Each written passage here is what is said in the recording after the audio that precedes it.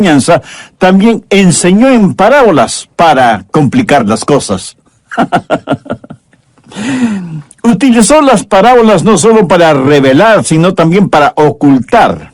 Mire lo que él dijo en Mateo 13:11. Él respondiendo les dijo: porque a vosotros os es dado saber los misterios del reino, mas a ellos no les es dado. Y hoy vamos a estudiar la parábola que encontramos en el verso 33. Otra parábola les dijo: el reino de los cielos es semejante a la levadura que tomó una mujer y escondió 3 medidas de harina hasta que todo fue leudado. Bien, ¿de qué se trata todo esto? Creo que esta parábola es una de las más malentendidas de las 7 parábolas. Recuerden que la levadura es lo que se pone en la masa para que crezca. Ahora, la interpretación normal o general que se hace de esta parábola difiere totalmente de la enseñanza bíblica. ¿Cuál es la interpretación generalizada? Que la levadura es el evangelio, la mujer es la iglesia y que la masa representa todo el mundo. Que debemos predicar el evangelio en todas partes hasta que todo el mundo conozca del Señor Jesucristo. O sea, hasta que todo el mundo haya sido leudado con el evangelio. Ese es nuestro trabajo, nuestro gozo y nuestra responsabilidad, y un día de estos lo lograremos. Ahora, ¿por qué esta interpretación no es la correcta? Lo que voy a decir a lo mejor le sorprenderá o le molestará. Primero, porque la Biblia no enseña que todo el mundo vaya a ser alcanzado con el Evangelio de Jesucristo. De hecho, la Biblia enseña lo contrario. Enseña que en los últimos días habrá muchísima maldad e incontrolable rebelión. Veamos lo que dice Mateo 24:3. Y estando él sentado en el monte de los olivos, los discípulos se le acercaron aparte, diciendo: dinos, ¿cuándo serán estas cosas? ¿Y qué señal habrá de tu venida y del fin del siglo? Al contestarles, Jesús va a mirar a través del corredor del tiempo. Y desde el verso 4 tenemos su respuesta. Respondiendo Jesús les dijo: mirad que nadie os engañe, porque vendrán muchos en mi nombre diciendo: yo soy el Cristo, y a muchos engañarán. Y oiréis de guerras y rumores de guerras. Mirad que no os turbéis, porque es necesario que todo esto acontezca, pero aún no es el fin. Porque se levantará nación contra nación y reino contra reino, y habrá pestes y hambre y terremotos en diferentes lugares, y todo esto será principio de dolores. Entonces os entregarán a tribulación y os matarán, y seréis aborrecidos por todas las gentes por causa de mi nombre. Muchos tropezarán entonces, y se entregarán unos a otros, y unos a otros se aborrecerán. Y muchos falsos profetas se levantarán y engañarán a muchos. Y por haberse multiplicado la maldad, el amor de muchos se enfriará. Mas el que persevere hasta el fin, éste será salvo. Y será predicado este evangelio del reino en todo el mundo, para testimonio a todas las naciones, y entonces vendrá el fin. El evangelio será predicado en todo el mundo, pero la masa no va a ser cambiada. Y en esta epístola, el apóstol Pablo reitera que los últimos días serán días muy peligrosos. La Biblia no enseña que la levadura sea el evangelio, o que la mujer sea la iglesia, o que las 3 porciones representen el mundo. La Biblia no enseña eso, ni la experiencia tampoco. Quiero decir, después de más de 2000 años de predicación del evangelio, lo que vemos es una inmensa ola de odio, de violencia, de incredulidad, de apostasía, de cultos falsos. Si usted no conoce su Biblia, si usted piensa que esta parábola enseña que al final evangelizaremos a todo el mundo sin que sea cierto, esto pudiera ser motivo de desánimo para usted. Hasta podría pensar que la Biblia no es la verdad. Pero el Señor no quiere que estemos desanimados, porque cuando nos desanimamos, comenzamos a dudar y a desesperarnos. ¿Qué es lo que el Señor nos enseña claramente en la parábola del sembrador? Que no hay nada de malo con la semilla. Que el problema es con el terreno. No toda tierra es tierra fértil. No todos van a creer y aceptar el Evangelio. En la otra parábola, hasta el mismo tiempo de la siega, el trigo y la cizaña crecieron juntos. La cizaña o hierba mala, o sea, el cristianismo falso, crece mucho mejor junto al cristianismo verdadero. Y en la parábola del grano de mostaza, la semilla que se transformó en un árbol gigantesco en cuyas ramas se anidan las aves diabólicas, representa la corrupción del cristianismo. Repito, la Biblia no enseña que el Evangelio, aunque predicado en todo el mundo, será aceptado por todo el mundo. ¿Por qué? Porque hijos e hijas de Dios seguimos siendo un pequeño rebaño. Somos la minoría, y esto debemos recordarlo siempre. El Evangelio nunca fue dado para salvar a la civilización de la destrucción. El Evangelio fue dado para salvar al hombre de la destrucción de la civilización. Si usted no interpreta adecuadamente esta parábola, se quedará confundido. Hay tres cosas básicas en esta parábola que debemos entender. Primero, el pan que es horneado. En Mateo 13:33, ¿cuál es el significado de las 3 medidas de harina? Jesús no da ninguna explicación al respecto, así como no lo hizo con la parábola del grano de mostaza. Pero nos da cierta información para que utilicemos nuestra mente y encontremos el significado del resto de las parábolas. ¿Cuál es el pan que fue horneado? ¿Qué significa las 3 medidas de harina? Si usted conoce el Antiguo Testamento como esos judíos seguramente lo conocían, sabe que ellos inmediatamente reconocieron esas 3 medidas de harina. Abraham, que fue el padre de los fieles, la estrella más brillante en el cielo hebreo, estuvo un día en un lugar llamado el encinar de Mamre, y allí le visitaron 3 ángeles, quienes le informaron que Dios iba a hacer un pacto con él. Cuando Abraham se dio cuenta que sus huéspedes eran ángeles, algo le dijo a su esposa Sara. Génesis 18:6. Entonces Abraham fue deprisa a la tienda de Sara y le dijo: toma pronto 3 medidas de flor de harina y amasa y haz 3 panes cocidos debajo del rescoldo. En otras palabras le dijo: Sara, tenemos 3 ángeles como huéspedes y deseo que hornees 3 panes para ellos. Aquí no se menciona la frase sin levadura. Sencillamente dice 3 medidas de flor de harina. Otro personaje bíblico fue visitado por un ángel. En el libro de Jueces leemos: y entrando Gedeón preparó un cabrito y panes sin levadura de un efa de harina. Gedeón, viendo que su huésped era un ángel, amasó y horneó panes para su visitante. Con Abraham fue 3 medidas de harina. Con Gedeón fue panes sin levadura. En el Antiguo Testamento, y de acuerdo a leyes levíticas, los judíos ofrendaban al Señor y esa ofrenda consistía de 3 medidas. Veamos algunos versículos al respecto. Números 15:9. Ofrecerás una ofrenda de 3 décimas de flor de harina amasada con la mitad de un hin de aceite. En la Biblia, el aceite representa al Espíritu Santo. Veamos ahora Levítico 2, los versos 4 y 5. Cuando ofrecieren ofrenda cocida en horno, será de tortas de flor de harina sin levadura, amasadas con aceite. Lo que tenemos aquí es un pan bendito que traerá satisfacción al corazón y la mente de Dios. Y cuando Jesús habló a esos judíos acerca de las 3 medidas de harina, ellos inmediatamente pensaron en Abraham y cómo atendió a sus huéspedes celestiales. Jesús también hizo referencia a este asunto cuando, en el Nuevo Testamento, contó la parábola del hombre que recibió la visita de un amigo por la noche y no tuvo nada para ofrecerle para que coma. Así que fue donde su vecino para que le prestara 3 panes. ¿Qué es lo que representan esos 3 panes? Representan al Espíritu Santo.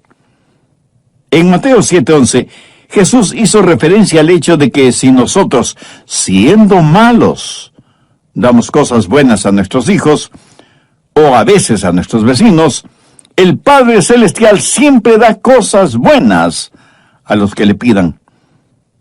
Así que la idea de ese pan es que es un pan bendito, y habla de la comunión y compañerismo con Dios y con los hombres, porque el compartir del pan sin levadura ha sido un símbolo y emblema de la comunión con Dios desde la institución de la Pascua en el Antiguo Testamento hasta la Cena Pascual en el Nuevo Testamento. Jesús compartió pan con sus discípulos durante la última cena y él mismo se identificó como el pan de vida. Recuerda la parábola del trigo y la cizaña. El trigo es representativo de los hijos de Dios, la buena semilla. ¿Qué es el pan?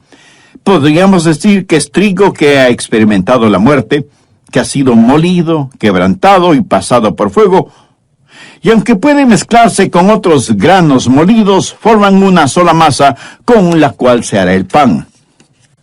Los creyentes genuinos somos, por así decirlo, el trigo de Dios, la semilla de Dios. Y hemos sido cosechados, limpiados, molidos, cernidos, pasados por fuego, horneados, para que podamos ser como pan, apetecible y nutritivo. Y en conjunto somos la iglesia, la comunión de los santos con Dios. Segundo, la levadura latente. La ama de casa va a la cocina y pone levadura en 3 porciones de la masa. La levadura en la Biblia no es símbolo de lo bueno, sino de aquello que es malo. Representa lo malévolo que trabaja lentamente dentro de nosotros. La levadura trabaja silenciosamente. Nadie la detecta, pero es real. Causa fermentación. La masa se hincha y trabaja mucho mejor en condiciones o medio ambiente abrigado. Cuando los oyentes de Jesús le oyeron hablar de las 3 medidas de harina, pensaron en la ofrenda de Abraham en el Antiguo Testamento. ¿Por qué? Porque pensaron en la Pascua y cómo debían tomarla. Éxodo 12:8 dice, y aquella noche comerán la carne asada al fuego y panes sin levadura. ¿Lo ve? Comer la carne con panes sin levadura. ¿Por qué panes sin levadura? Porque la levadura simboliza lo maléfico. De hecho, desde ese tiempo comenzó un ritual antes de celebrar la fiesta de la Pascua. En el hogar, las madres eliminaban toda la levadura que encontraban y los hijos les ayudaban en esta tarea. No debía haber ni una sola pizca de levadura en la casa. Veamos Levítico 2, los versos 4 y 5. Cuando ofrecieres ofrenda cocida en horno, será de tortas de flor de harina sin levadura amasada con aceite, y hojaldres sin levadura untadas con aceite. Mas si ofrecieres ofrenda de sartén, será de flor de harina sin levadura amasada con aceite. Con esto en mente, uno puede entender lo que Pablo escribió a la iglesia mundana de Corinto, que a pesar de vivir en pecado, sus miembros estaban orgullosos de tener una mente abierta. Busque 1 Corintios 5, los versos 6 y 8. No es buena vuestra jactancia. ¿No sabéis que un poco de levadura leuda toda la masa? Limpiaos pues de la vieja levadura, para que seáis nueva masa sin levadura, como sois. Porque nuestra Pascua, que es Cristo, ya fue sacrificado por nosotros. Así que celebremos la fiesta no con la vieja levadura, ni con la levadura de malicia y de maldad, sino con panes sin levadura, de sinceridad y de verdad. El pan sin levadura representa sinceridad y verdad. La levadura espiritual nos envanece, nos vuelve jactanciosos. Por el contrario, La presencia de Cristo, el pan de vida, en nosotros, nos hace humildes. Personalmente creo que cada vez que en la Biblia se hace referencia a la levadura, esa levadura es un emblema del pecado. Pero hay un par de instancias en donde la levadura no es sinónimo de lo diabólico, sino de lo bueno. Veamos Amós 4, los versos 4 y 5. Id a Betel y prevaricad. Aumentad en Gilgal la rebelión, y traed de mañana vuestros sacrificios y vuestros diezmos cada 3 días, y ofreced sacrificios de alabanza con pan leudado, y proclamad, publicad ofrendas voluntarias, pues que así lo queréis, hijos de Israel, dice Jehová el Señor. Y alguien me dirá, pastor, ahí dice que hay que ofrecer sacrificios de alabanza con panes con levadura. Cierto, así lo dice.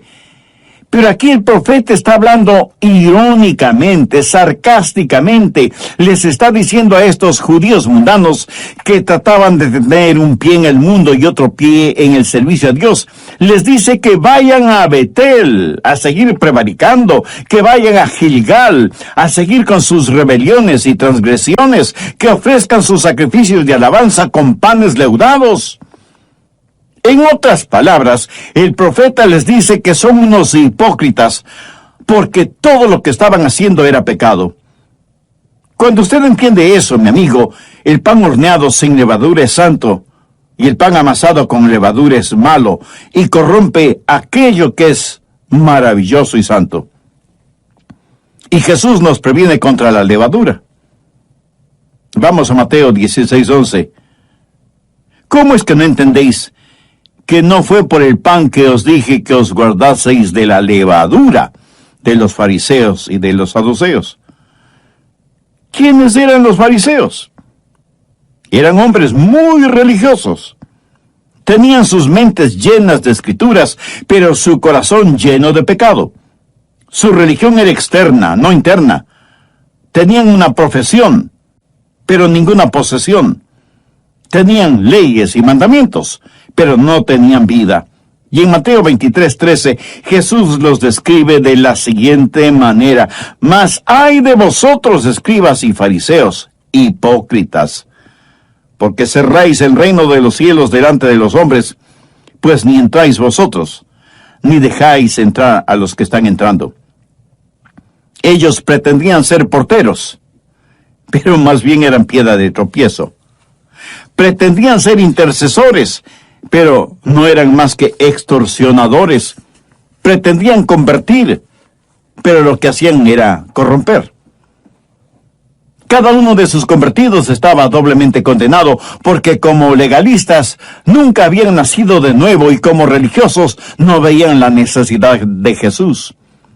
Las personas más duras de convencer y alcanzar para Cristo son las que se autojustifican y son súper religiosas. ¿Y qué de usted, mi amigo? ¿Es un legalista religioso que piensa que no necesita a Cristo? Entonces es cuando más necesita a Cristo para que sea su Salvador y su Señor. Ahí donde usted está, este mismo momento, arrepiéntase de sus pecados y por fe, dele la bienvenida a Cristo en su corazón. Él murió por usted en la cruz para perdonarle, limpiarle y sanarle espiritualmente. Pídale que le ayude a ser un instrumento útil y de bendición en sus manos y dé gracias a Dios en el nombre de Jesús. Herodes fue un monarca libertino, buscador del placer. Vivió en la opulencia y a él no le importaba ni el legalismo ni el liberalismo de los judíos. ¿Qué le importaba? Él simplemente quería satisfacer todas sus necesidades. Fue un amante del placer antes que de Dios. Ahora, permítame hacer una pregunta. El legalismo, el liberalismo y el libertinaje no son las cosas con las cuales Satanás ha inyectado a la iglesia en estos días. Estas son las cosas contra las cuales Jesús advirtió. Y cuando él enseñó acerca de la mujer que puso levadura en 3 porciones de la masa, también enseñó, para que no haya ninguna confusión ni malentendido, cuál es el significado de la levadura. Y Pablo dice que hay que erradicar esa levadura de la iglesia, porque solo un poquito de levadura llega a contaminar, a corromper, a dañar toda la masa. Se dice que los malos hábitos corrompen las buenas costumbres, y es verdad. Tristemente hay que reconocer que somos más propensos a imitar lo malo que vemos que a practicar lo bueno que se nos enseña. Bienvenidos a El Amor que Vale. Soy Andrés García Vigio. Hoy, en la voz del pastor Lenín de Llanón, el doctor Adrian Rogers finaliza su mensaje, El extraño caso de la mujer furtiva. Por favor, abra su Biblia en el Evangelio de Mateo, capítulo 23, desde el versículo 1. Entonces Jesús habló a la gente y a sus discípulos diciendo, en la cátedra de Moisés se sientan los escribas y los fariseos. Así que todo lo que os digan que guardéis, guardadlo y hacedlo. Mas no hagáis conforme a sus obras, porque ellos dicen y no hacen. Porque atan cargas pesadas y difíciles de llevar y las ponen sobre los hombros de los hombres, pero ellos ni con un dedo quieren moverlas. Antes hacen todas sus obras para ser vistos por los hombres, pues ensanchan sus filacterias y extienden los flecos de sus mantos, llaman los primeros asientos en las cenas y las primeras sillas en las sinagogas y las salutaciones en las plazas, y que los hombres le llamen Rabí, Rabí. Pero vosotros no queráis que os llamen Rabí, porque uno es vuestro Maestro, el Cristo, y todos vosotros sois hermanos. Y no llaméis Padre vuestro a nadie en la tierra, porque uno es vuestro Padre, el que está en los cielos.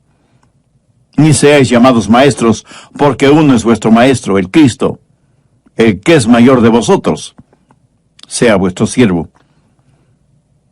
Escribas y fariseos pretendían ser guías, pero eran ciegos. Aparentaban ser ofrendadores, pero eran aprovechadores.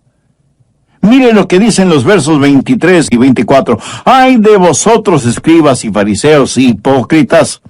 Porque diezmáis la menta y el eneldo y el comino, y dejáis lo más importante de la ley, la justicia, la misericordia y la fe. Esto era necesario hacer sin dejar de hacer aquello. Guías ciegos, que coláis el mosquito y tragáis el camello. Pretendían ser limpios y puros, pero estaban llenos de inmundicia y suciedad. Por eso Jesús les dijo desde el verso 25, ¡ay de vosotros, escribas y fariseos, hipócritas! Porque limpiáis lo de afuera del vaso y del plato, pero por dentro estáis llenos de robo y de injusticia. Fariseos ciegos, limpien primero lo de dentro del vaso y del plato, para que también lo de fuera sea limpio. ¡Ay de vosotros, escribas y fariseos, hipócritas! Porque sois semejantes a sepulcros blanqueados que por fuera, a la verdad, se muestran hermosos, mas por dentro están llenos de huesos de muertos y de toda inmundicia. Así también vosotros por fuera, a la verdad, os mostráis justos a los hombres, pero por dentro estáis llenos de hipocresía e iniquidad. Los escribas y fariseos eran todo lo contrario de lo que exigían a los demás que fueran. Querían que los demás fueran limpios, pero ellos eran completamente sucios, no de suciedad física, por falta de higiene personal o por falta de agua, sino que eran sucios en su corazón, en su mente. Irónicamente, hasta podían derramar lágrimas con los familiares de una persona a la que ellos mismos habían ordenado matar. Veamos las palabras de Jesús en los versos del 29 al 32. ¡Ay de vosotros, escribas y fariseos, hipócritas! Porque edificáis los sepulcros de los profetas y adornáis los monumentos de los justos y decís, si hubiésemos vivido en los días de nuestros padres, no hubiéramos sido cómplices en la sangre de los profetas. Así que dais testimonio contra vosotros mismos de que sois hijos de aquellos que mataron a los profetas. Vosotros también llenad la medida de vuestros padres. Amigo, bien podría pasar mucho tiempo solo citando lo que Jesús dijo sobre los escribas y los fariseos. Expresiones muy, muy duras, por cierto. Hipócritas, impuros, impíos, falsos, injustos, sepulcros blanqueados, generación de víboras. ¿Ha notado que nunca pudieron refutar sus acusaciones? No pudieron hacerlo porque todo lo que les dijo el Señor era cierto. Y la verdad siempre duele. No en vano le odiaron hasta el punto de planificar religiosa y políticamente la muerte de Jesús. Entiende ahora lo que es la levadura. Y Jesús nos previene contra la levadura de los fariseos. ¿Cuál fue esa levadura de los fariseos? El legalismo. ¿Cuál fue la levadura de los escribas? El liberalismo. El legalismo y el liberalismo, usted siempre los encontrará en las religiones falsas. Anote al margen Hechos 23:8. Porque los saduceos dicen que no hay resurrección, pero los fariseos afirman estas cosas. Los fariseos eran los fundamentalistas de su tiempo, y los saduceos eran los liberales, pero ninguno de ellos tenía el verdadero Espíritu de Dios en sus corazones. Los saduceos decían, nosotros no creemos en tonterías como ángeles, o espíritus, o la resurrección. Ellos se creían demasiado sofisticados, y Jesús advirtió contra ellos, porque no solo el legalismo, sino también el liberalismo penetraría con su levadura el pan que representa la iglesia y el cuerpo de Cristo, y ambas cosas son mortales para el espíritu. ¿Sabe lo que es teológicamente un liberal? Veamos Mateo 22 desde el verso 23. Aquel día vinieron a él los saduceos que dicen que no hay resurrección, y le preguntaron diciendo, si alguno muriere sin hijos, su hermano se casará con su mujer, y levantará descendencia a su hermano. Hubo pues entre nosotros 7 hermanos, el primero se casó y murió, y no teniendo descendencia, dejó su mujer a su hermano. De la misma manera también el segundo y el tercero hasta el séptimo. Y después de todos murió también la mujer. En la resurrección, pues, ¿de cuál de los 7 será ella mujer, ya que todos la tuvieron? Entonces, respondiendo Jesús les dijo, erráis, ignorando las Escrituras y el poder de Dios. Y aquí viene la condición para ser teológicamente un liberal. Ponga atención porque esto es muy importante. Erráis, ignorando las Escrituras y el poder de Dios. ¿Por qué estaban equivocados estos fariseos? Sencillamente porque no entendían ni las Escrituras ni el poder de Dios. Por eso Jesús advierte contra el liberalismo. Pero hay otra clase de levadura contra la cual también advierte Jesús. Vayamos a Marcos 8:15. Y él les mandó diciendo, mirad, guardaos de la levadura de los fariseos y de la levadura de Herodes. ¿Cuál era la levadura de los fariseos? ¿Cuál la levadura de Herodes? Fue el legalismo. La levadura de los saduceos era el liberalismo. La levadura de los fariseos y de Herodes era el liberalismo, en el sentido de libertinaje, de desenfreno, de creer que uno tiene libertad para hacer lo que se le dé la gana hacer, no solo en el plano mundanal, sino también en el plano espiritual. Verá, Herodes fue un monarca libertino, buscador del placer por el placer. Vivió en opulencia, y a él no le importaba esto del legalismo o el liberalismo. Esa levadura de la iglesia, porque solo un poquito de levadura llegará a contaminar, a corromper, a dañar toda la masa. Bien, el pan horneado sin levadura representa la comunión de Dios con el hombre. Nosotros somos ese pan. La levadura trabaja en la masa lenta y silenciosamente. La esponja, le hace crecer. Y hoy en día tenemos iglesias infladas de legalismo, de liberalismo, de libertinaje, jactándose de su libertinaje y arrogantes en su pecado. Tercero, la mujer furtiva. De acuerdo a la parábola, aquí tenemos a una mujer que puso levadura en 3 porciones de la masa.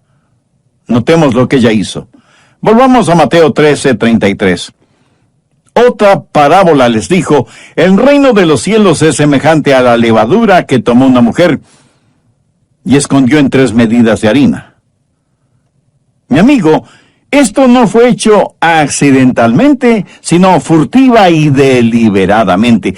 Quiero decir, ella sabía exactamente lo que estaba haciendo y lo hizo voluntariamente.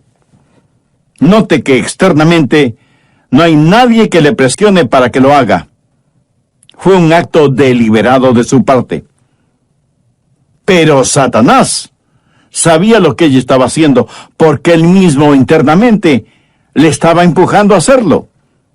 Satanás, por medio de ella, estaba cometiendo un acto de sabotaje contra la obra de Dios. Y este acto no solo fue deliberado, sino también engañoso. Jesús dijo que la mujer escondió la levadura en la masa. O sea que ella no lo hizo abiertamente, sino en secreto, sigilosamente, furtivamente. Jesús nada lo hizo en secreto. Y nosotros tampoco debemos hacerlo. No debemos esconder el Evangelio, ni debemos esponjarlo, ni tratar de hacerlo crecer por medios ilícitos o ficticios. Sí, debemos hacer conocer el Evangelio por todos los medios posibles, pero honestamente, sin la levadura del engaño. Esa mujer realizó un acto deliberado, engañoso, diabólico, y no se necesita mucho para ver el poder de Satanás detrás de esa sutil levadura que, aunque hace crecer la masa, la hace crecer por medio de la corrupción. Y estoy seguro que alguien me preguntará: Pastor, ¿por qué es que la mujer escondió la levadura en la masa? Bueno, le aseguro que esto nada tiene que ver con una actitud machista de parte de Jesús. Pero permítame explicárselo brevemente. La iglesia, la novia de Cristo, pues obviamente se la identifica como una mujer. Y como usted bien lo sabe, y yo lo estoy mencionando siempre, nosotros, hijos e hijas de Dios, somos la iglesia, o sea, la novia de Cristo. Todas ustedes, amigas que me oyen, seguramente están cansadas de todas las referencias masculinas en la Biblia, ¿verdad? Pero escúcheme con atención. La más extraordinaria referencia, la más noble referencia en toda la humanidad es que somos la novia. La iglesia es la novia de Cristo. Pero aquí surge lo que parecería ser un problema.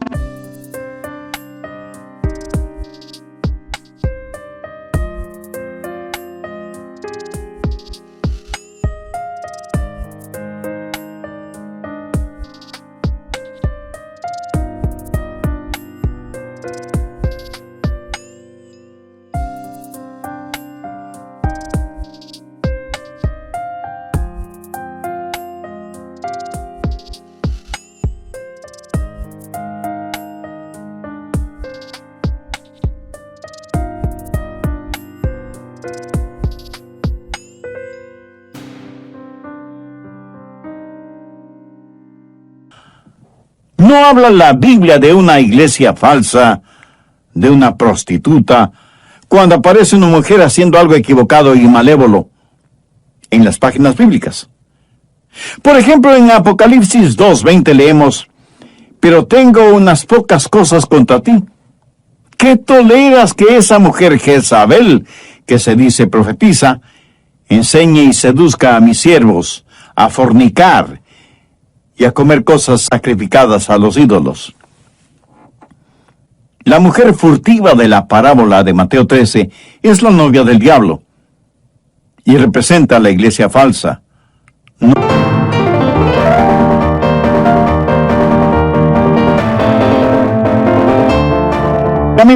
Que visite la cocina de la iglesia y vea quién está en ella.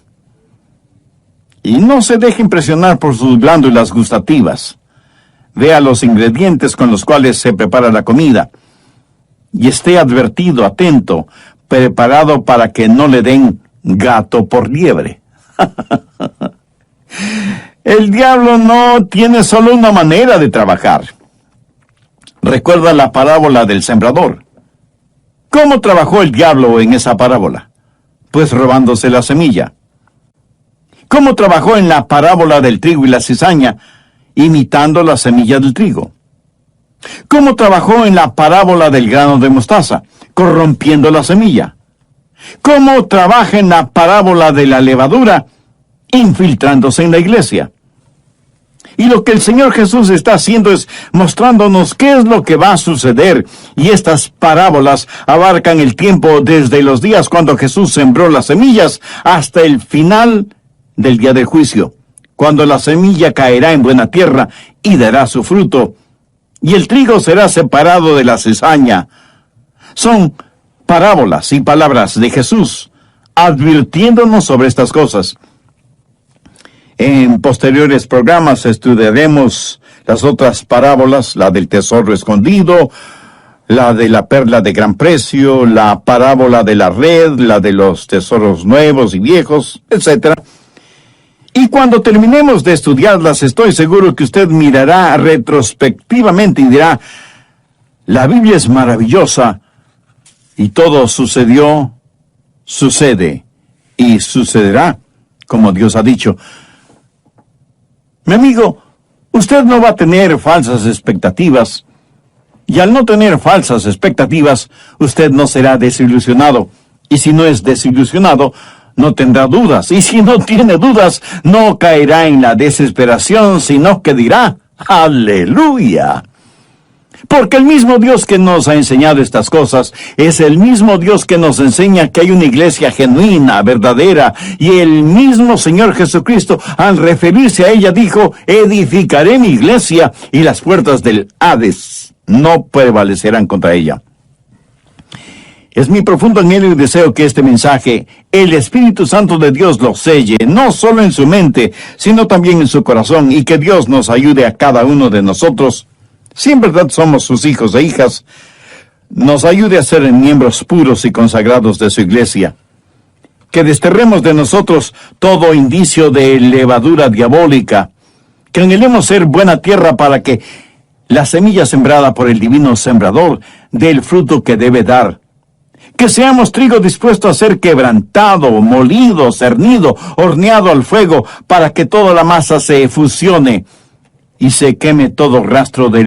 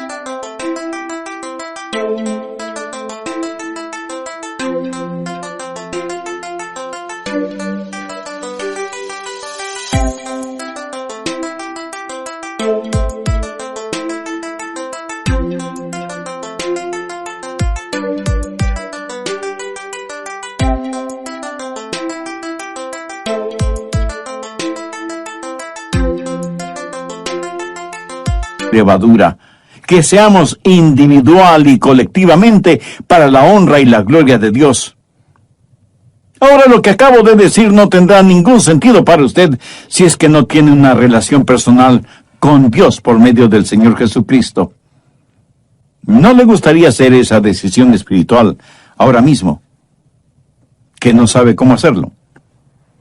Bueno, repita conmigo la sencilla oración que voy a orar para que le sirva de guía. Pero usted ore con sus propias palabras, ore en voz baja o en voz alta, o silenciosamente si así lo quiere. Orar a Dios no es cuestión de volumen ni de oratoria, porque Dios conoce los deseos y las intenciones de nuestro corazón. Pero ore con fe, con sinceridad, depositando toda su confianza